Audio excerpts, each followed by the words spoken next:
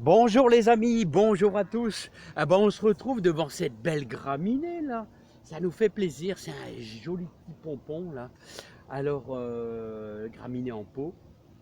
Alors toujours veiller les graminées en pot là, les amis, à bien les arroser quand il fait sec parce que ça sèche très vite dans les pots. Alors les amis, bah, j'espère que vous allez bien, que le moral est bon, que bah, tout va bien chez vous ici, hein. Bah ici, on peut dire que ça va, là, ça va, hein. On aurait quand même une belle saison, hein, avec de beaux légumes. Et ici, bon, bah c'est dommage, hein. Alors, les prairies fleuries, on me demande toujours quand est-ce que je sème ma prairie fleurie. Vous avez vu que j'ai ajouté un petit peu de tournesol. Et ça attire les oiseaux. Et c'est bien pour la pollinisation. Alors, il y a pas mal de petits cosmos qui sont super beaux. Prairie fleurie, moi j'ai fait ça fin mars, ouais, fin mars. J'ai travaillé ma terre et puis j'ai semé ça euh, avec un petit coup de râteau, voilà, en pleine terre avec une terre affinée et un petit coup de rouleau, un petit coup d'arrosage et c'est fait. Il n'y a rien de plus facile de semer la prairie fleurie. Bon les amis, on m'a posé plein de questions au sujet. Comment blanchir? Ah ouais, vous avez vu?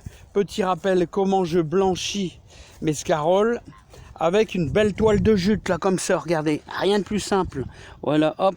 Et dans 3 jours, avec l'ombre que ça crée, on aura des feuilles bien blanchâtres, qui seront très douces à manger. Voilà les amis, n'oubliez pas, regardez l'estragon là. Alors moi de l'autre côté, l'estragon, ce qui est bien, c'est qu'elle est en train de faire des graines. Voilà, il y a un petit peu de menthe aussi également. Voilà, toujours de la tomate. Il y a toujours de la tomate. Et bien sûr, j'ai des grosses courges. J'ai des grosses courges, donc tout va bien.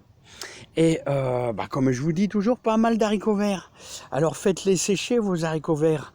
Hein, une fois qu'ils sont à maturité, regardez ici. La haricot à rame, je l'ai fait sécher.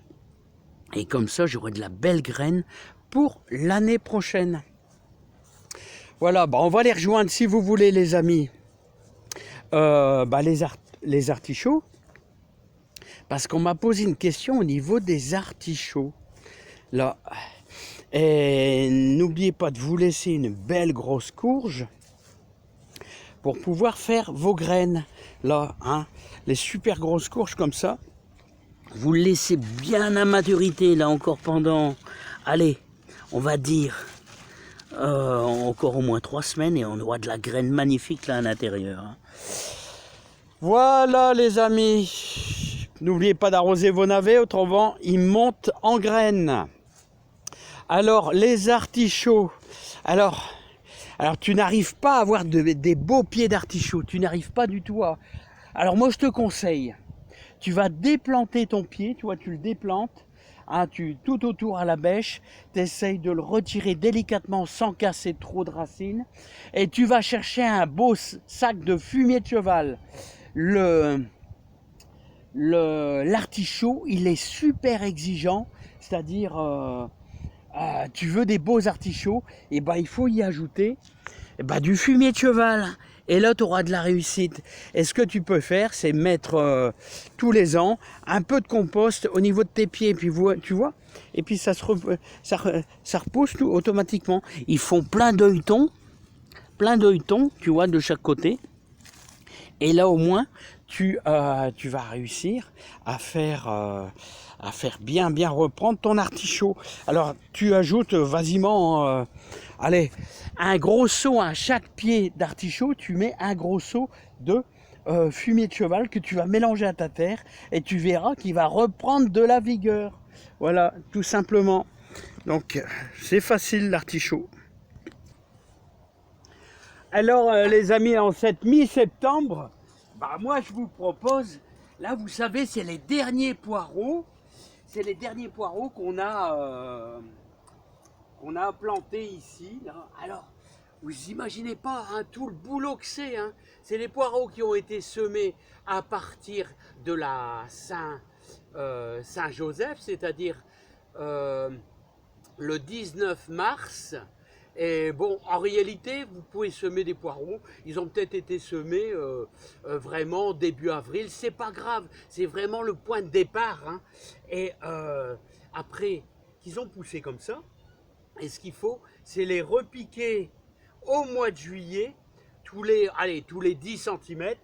Et maintenant, ce qu'il faut faire, ceux-là seront un petit peu en retard. On les mangera au mois de mars. Avec le temps qu'ils prennent un peu de corps, mais ce qu'il faut faire, c'est les buter pour avoir le maximum de blanc, là vous voyez, pour avoir le maximum de blanc.